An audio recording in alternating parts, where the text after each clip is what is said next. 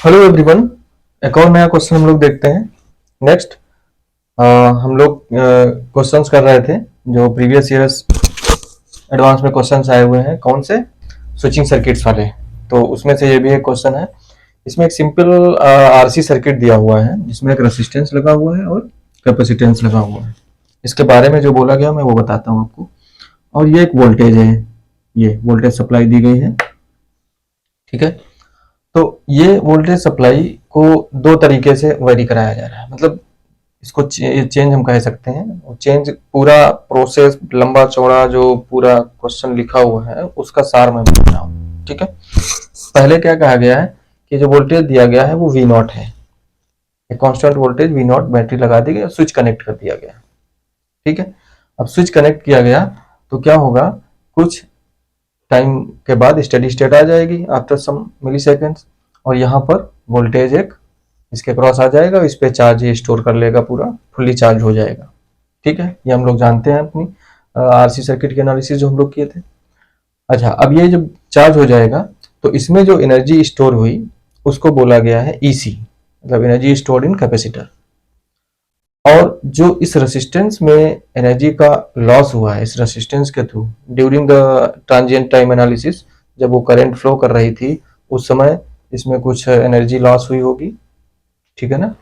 तो वो एनर्जी जो लॉस हुई है इस सर्किट में, क्योंकि ये जो हम स्विच कनेक्ट करेंगे, स्विच को जैसे ही कनेक्ट करते हैं तो ये अपना काम स्टार्ट कर देता है चार्जिंग का, ठीक है। सम टाइम के लिए करंट फ्लो करेगी, फाइनली जीरो हो जाएगी और ये फुल्ली चार्ज हो जाएगा, ये प्रोसेस खत्म, स्टेडी स्टेट कर जाएगी, ओके। तो इस प्रोसेस में जब करंट फ्लो करती है तो ये पूरा वर्क डन करता कौन है, हमारे लिए रिस्पॉन्सिबल कौन है, हमारी बैटरी। पूरे हर चीज के लिए रिस्पॉन्सिबल कौन है, बैटरी या सेल जो लगी हुई है, उसने ये वर्क किया। अब ये वर्क जो है वो कहाँ जाएगा, इसमें इलेक्ट्रोस्टैटिक एनर्जी के फॉर्म में स्टोर हो जाएगा कैपेसिटर में, क्योंकि वो चार्ज हो चुका है हाफ CV स्क्वायर। और some part of the energy, yeah, some part of the work done by the this battery is lost in the form of electromagnetic waves and heat, okay। तो electromagnetic waves में जो loss होता है वो very very small part होता है, ज्यादातर किसमें, हीट में लॉस होता है, इसलिए हम उसको हीट के फॉर्म में ही कह देते हैं कि हीट लॉस हुई। तो हीट लॉस या थर्मल एनर्जी लॉस हुई जो, वो हम निकाल लेते हैं, ठीक है। क्योंकि जिस समय हम इसको क्लोज करेंगे उस समय कुछ टाइम के लिए करंट इसमें वेरी करेगी, ये चार्जिंग चल रही होगी, तो यहाँ कैपेसिटर्स के प्लेट्स के बीच में जो इलेक्ट्रिक फील्ड है वो वेरी कर रही होगी। आप डिस्प्लेसमेंट करंट याद करिए, वो वेरी कर रही है, उस इलेक्ट्रिक फील्ड के वेरिएशन की वजह से एक मैग्नेटिक फील्ड डेवलप हो जाती है। Changing electric field can develop, can create magnetic field and changing magnetic field can create electric field. तो यहाँ पर जो इलेक्ट्रिक फील्ड क्रिएट होगी वो वेरी कर रही होगी फॉर सम टाइम इंटरवल, उसकी वजह से मैग्नेटिक फील्ड क्रिएट होगी, वो भी वेरिएबल होगी। ऐसे ही फिर वो मैग्नेटिक फील्ड अगली इलेक्ट्रिक फील्ड को क्रिएट कर देगी। तो इलेक्ट्रोमैग्नेटिक वेव्स में हम लोग पढ़ते हैं, तो वो यहाँ पर हमारा पर्पज नहीं है, हमारा सिंपल आरसी सर्किट सॉल्व करना है, ठीक है। तो एक autonomous E field, V field, E field, B field आपस में एक दूसरे को बनाते हुए इलेक्ट्रोमैग्नेटिक वेव्स थोड़े समय के लिए यहाँ पर बनेगी जब तक करंट इसमें फ्लो करेगी। तो वो एक स्लाइड इलेक्ट्रोमैग्नेटिक वेव्स के फॉर्म में यहाँ से एमिट हो जाएंगी। तो बहुत ही पार्ट वो कम होता है, लेकिन जो हीट के फॉर्म में लॉस होता है, ये हीट कर जाता है और वो एनर्जी लॉस हो जाती है थर्मल एनर्जी के फॉर्म में, वो ज्यादा होती है रेस्पेक्टिवली दैट। तो इसलिए हम केवल थर्मल एनर्जी कह देते हैं। तो वही हीट लॉस्ट क्वेश्चन में बोला गया है, वही थर्मल एनर्जी जो लॉस हुई उसको ईडी से रिप्रेजेंट किया गया है, जो रेसिस्टेंस के थ्रू लॉस होगी, ठीक है। और ईसी क्या है, जो इसमें स्टोर हो गई। अब इन्हीं की बात की गई है दो अलग अलग प्रोसेसेस में। तो एक प्रोसेस को इन्होंने बोला है प्रोसेस 1। प्रोसेस 1 में क्या कहा गया है कि इस वोल्टेज को V0 वोल्टेज रख दिया गया, मतलब ये एक सेल है या बैटरी है जिसका वोल्टेज V0 है, उसको हमने ऐसे अप्लाई कर दिया और स्विच को क्लोज कर दिया। तो अब ये कह रहे हैं कि जो इसमें स्टोर हुई एनर्जी EC और जो इसके थ्रू लॉस हुई रेसिस्टेंस में ED, उनमें क्या रिलेशन होगा। तो उस पर एक क्वेश्चन बन गया, ED EC बराबर होंगे या ED EC में ये रिलेशन होगा, या ED EC में EC is equal to ED by 2 होगा, या EC is equal to 2ED होगा, या EC is equal to ED log natural log 2 होगा। तो इन चारों में से हमें पहचानना है। सेकेंड स्टेप में क्या कहेगा कि इस वोल्टेज को डायरेक्ट एक V naught voltage constant voltage ना प्रोवाइड करके स्टेप में प्रोवाइड किया गया। कैसे? तो ये प्रोसेस 2 लिखा हुआ है। इस वोल्टेज को पहले कितना रखा गया, V naught by 3 for some time interval. Some time interval कितना है, कैपिटल टी। और ये भी कहा गया है कि T is very larger than R into C. अब ये आपको क्या इंडिकेट करता है, जब मैंने आरसी सर्किट में डिस्चार्जिंग चार्जिंग बताया था, this is the time constant. और अगर टाइम की वैल्यू, इस टाइम की वैल्यू आरसी से बहुत ज्यादा है, तो इसका मतलब है वो स्टडी स्टेट अकर कर चुकी है। तो इनडायरेक्टली ये देने का मतलब यही है। ठीक है, जब बहुत ज्यादा आरसी से ज्यादा टाइम होता है तो आराम से वो चार्ज हो चुका होता है, करंट जीरो हो चुकी होती है, फाइनल स्टेज आ चुकी होती है। तो फॉर टी टाइम इंटरवल मतलब ग्रेटर देन आरसी, पहले वी नॉट बाई 3 वोल्टेज रखा गया इसको। ठीक है, वी को वी नॉट बाई 3 रखा गया। फिर अचानक से टी टाइम पे ड्रास्टिकली चेंज करके कितना कर दिया गया, 2 वी नॉट बाई 3, या यूं कहो यहाँ 3 सेल्स है, एक बार वी नॉट बाई 3 से कनेक्ट किया, तुरंत जंप करके दूसरी 2 वी नॉट बाई 3 से कनेक्ट कर दिया, फिर फाइनली कहां पहुंचा दिया, वी नॉट। तो अब स्टेप में वोल्टेज दिया जा रहा है और ये टाइम इंटरवल खूब बड़ा सा रखा जा रहा है आरसी से ज्यादा। दैट मीन्स आराम से वो चार्जिंग उसमें हो रही है। बीच की ट्रांसिएंट एनालिसिस नहीं ली गई है, स्टडी स्टेट एनालिसिस ही ली गई। इसके कहने का मतलब यही है। ओके, तो 0 से t तक वी नॉट बाई 3 वोल्टेज है। ओके, उसके बाद में t टाइम पर अचानक से ये कितना हो गया, 2 वी नॉट बाई 3 इसकी वैल्यू। ठीक है, और फिर ये 2t minus T, T time interval के लिए फिर से ये 2 वी नॉट बाई 3 रहा। फिर यहाँ 2t टाइम पे अचानक से कितना हो गया, वी नॉट, और फिर ये वी नॉट ऐसे बना रहा। ठीक है, तो इस तरीके से स्टेप वाइज इस वोल्टेज को अप्लाई किया गया यहां पर। और उस समय बोला गया कि ये बताइए ईसी और ईडी में ना, ईडी क्या होगी। इस सेकेंड प्रोसेस में केवल क्या पूछा गया है कि इस रेसिस्टेंस के थ्रू जो एनर्जी लॉस होगी, ठीक है ना, एनर्जी लूज होगी, लॉस होगी, वो कितनी होगी। और वो दी गई है, ED is equal to half C V naught square, 3 times half C V naught square, 1/3 times half C V naught square and 3 C V naught square. ठीक है, तो ये हमें पहचानना है। तो पहला तो क्या सिंपल है, जैसे मैंने प्रोसेस 1 अप्लाई किया, इस प्रोसेस के लिए पहले करते हैं। तो प्रोसेस को अप्लाई करेंगे, ये फटाक से स्विच को हमने ऑन किया और ये स्टडी स्टेट आ गई, ये पूरा चार्ज हो चुका है। तो चार्ज हो जाएगा तो यहाँ पर वोल्टेज कितना फिर फाइनली अकर करेगा, यही वी अकर करेगा। और पहले प्रोसेस में वी को रख क्या रहे हैं, वी नॉट। ठीक है, तो यहाँ पर चार्ज कितना आ जाएगा, C into V naught, this is Q। और पोटेंशियल डिफरेंस के क्रॉस कितना आ जाएगा, यही वी नॉट आ जाएगा, करंट जीरो हो जाएगी। ठीक है, तो इस प्रोसेस में इस सेल ने, बैटरी ने कितना वर्क किया। तो हमेशा याद रखिए, बैटरी जो वर्क करती है, वो बैटरी जो वर्क करती है वो क्या होता है, उसका पोटेंशियल, जो भी पोटेंशियल डिफरेंस है EMF, ठीक है ना, ये EMF, ठीक है, not potential difference, EMF।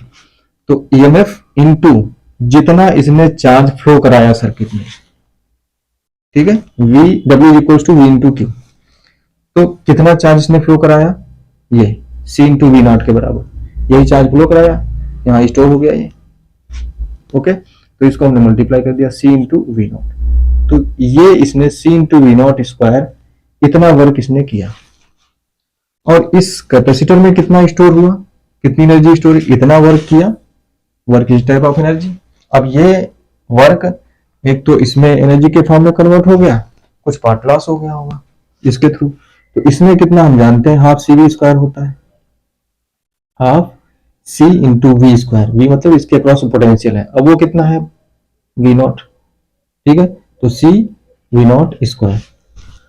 After closing तुरंत माइक्रो सेकेंड्स, मिली सेकेंड्स में ये स्टडी स्टेट हो जाएगी और यही पोटेंशियल डिफरेंस इसके अक्रॉस सेटअप हो जाएगा। तो half C V naught square कर दिया। तो half C V naught square इसमें स्टोर है in the form of electrostatic energy. बाकी half C V naught square कहां गई, क्यों, क्योंकि इसने जो है C V naught square work किया, तो वो work in the form of energy, इस वर्क का हाफ जो है, देखिए half C V naught square है, इसका हाफ क्या है, यहां स्टोर हो गया। बाकी half C V naught square कहां गया, इसके थ्रू हीट के फॉर्म में लॉस हो गया, थोड़ा बहुत इसमें मैग्नेट इलेक्ट्रोमैग्नेटिक वेव्स के फॉर्म में, ठीक है, तो वो नेग्लिजिबल होता है। तो इसलिए हम कह सकते हैं ईडी फिर क्या होगा, ईडी इसी का हाफ हो जाएगा, आधा, तो half C into V naught square, half C into V naught square. ये energy dissipated in this resistance ED half C V naught square है, और एनर्जी स्टोर्ड इन कैपेसिटर जिसको क्वेश्चन में बोला गया है ईसी, यू को हमने ईसी कह दिया, तो वो भी कितनी है, half C V naught square. Work इसने कितना किया था, सी वी नॉट स्क्वायर, तो हाफ इसमें स्टोर हो गया, हाफ लॉस हो गया, तो इसमें क्या रिलेशन निकला, ईडी और ईसी में दोनों इक्वल है, तो यही अपना आंसर हो गया।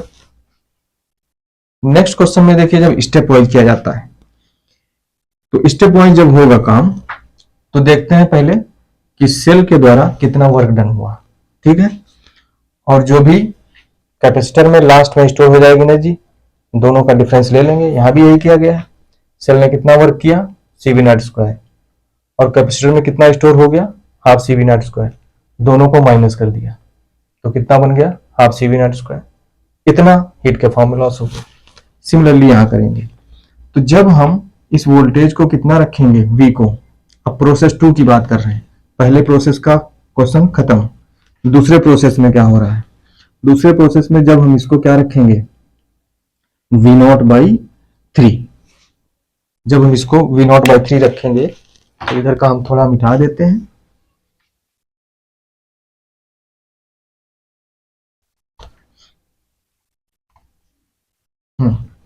इसको जब हम वी नॉट बाई 3 रखा, इसको क्लोज कर दिया, क्लोज कर दिया, और टी टाइम के तक के लिए ये वी नॉट बाई 3 लगा रहा है इसमें, और इसने आराम से इसको चार्ज कर दिया, क्यों, क्योंकि टी टाइम इंटरवल आरसी से बहुत बड़ा है, तो स्टडी स्टेट अगर कर चुकी है, ओके। तो इस सेल ने जिसका वोल्टेज वी नॉट बाई 3 है इन दिस टाइम इंटरवल के लिए, तो उसमें इसने कितना वर्क किया होगा, मान लेते हैं W1, तो वो कितना हो जाएगा, वो हो जाएगा इसका वोल्टेज वी नॉट बाई 3, इसका जो ईएमएफ है ये है, इनटू इसने कितना चार्ज दिया, कितना चार्ज फ्लो कराया सर्किट में, तो वो यहां से आ जाएगा, क्योंकि स्टडी स्टेट अगर कर चुकी है, टाइम इंटरवल बड़ा है, तो यहां पर कितना चार्ज आ जाएगा, Q is equals to C into जो वोल्टेज दिया गया C V naught by 3, voltage V naught by 3 दिया गया, तो इतना चार्ज यहां स्टोर हुआ है, तो इसका मतलब ये स्टोर चार्ज किसने फेंका, इस बैटरी ने फेंका, और इस फेंकने में इसने वर्क किया, ठीक है। तो ईएमएफ इनटू जो भी चार्ज इसने फ्लो कराया सर्किट में, वो कितना है, सी वी नॉट बाई 3, तो ये फाइनली बन गया C V naught square by 9। अब इस टाइम पर आके अचानक से ये वोल्टेज कितना हो गया, 2 वी नॉट बाई 3, और कब तक रहा, अगले और टी टाइम इंटरवल के लिए, तो अचानक से 2 वी नॉट बाई 3 हो गया, तो फिर से चार्जिंग बढ़ जाएगी, क्योंकि यहां तक वोल्टेज पहले क्या था, वी नॉट बाई 3, और हमने कर दिया 2 वी नॉट बाई 3, तो ये और चार्ज फिर इसको देगा, और फाइनली चार्ज की वैल्यू बढ़ जाएगी, और फाइनली वोल्टेज कितना डेवलप हो जाएगा, 2 वी नॉट बाई 3, क्योंकि इसके क्रॉस जो वोल्टेज था पहले वी नॉट बाई 3, अचानक से इस टाइम पर आपने इसको बढ़ा के कर दिया, तो ये बैटरी जब वोल्टेज बढ़ गया तो और चार्ज फिर इसको देना स्टार्ट कर देगी, और थोड़े ही टाइम बाद ये फिर स्टडी स्टेट कर जाएगी, ठीक है ना, क्योंकि हाई वोल्टेज हो गया, इधर कम है, वी नॉट बाई 3 था पहले वाला, और ये 2 वी नॉट बाई 3 जैसे ही होगा ये फिर पुश करना स्टार्ट कर देगा, और जब तक इस वोल्टेज तक इसको चार्ज नहीं कर देगा तब तक करंट फ्लो कराएगी, उसके बाद जीरो हो जाएगी। तो अब इसमें कितना चार्ज दिया होगा, अभी तो पहले चार्ज था सी वी नॉट बाई 3, इस वोल्टेज पे कितना चार्ज हो गया, 2 वी नॉट बाई 3 वोल्टेज है, इंटू इसकी कैपेसिटेंस कितनी है, C, तो अब चार्ज इसके पास कितना है, voltage into capacitance 2 C V naught by 3, पहले कितना था, सी वी नॉट बाई 3, तो कितना एक्स्ट्रा और आ गया, तो इससे इसके माइनस कर दें, एक्स्ट्रा आ गया C V naught by 3, 2 C V naught by 3 minus C V naught by 3 C V naught by 3, पहले से तो उतना था, लेकिन जैसे मैंने इसको वोल्टेज को तुरंत बढ़ाया 2 वी नॉट बाई 3 किया, तो आफ्टर सम टाइम ये चार्ज बढ़ करके 2 सी वी नॉट बाई 3 हो गया, तो एक्स्ट्रा चार्ज कितना इसने फ्लो कराया कैपेसिटर पे, वो दिस माइनस दिस होगा। तो फिर से W2 वर्क निकाल लेते हैं। तो अब वोल्टेज कितना था, 2V0/3 वोल्टेज पे कितना इसने एक्स्ट्रा चार्ज और वहां पर फेंका, वो CV0/3 होगा। ठीक है, दोनों का डिफरेंस। अब ये कितना बन जाएगा आपका CV0² 2/9। ठीक है, तो ये W2 हो गया।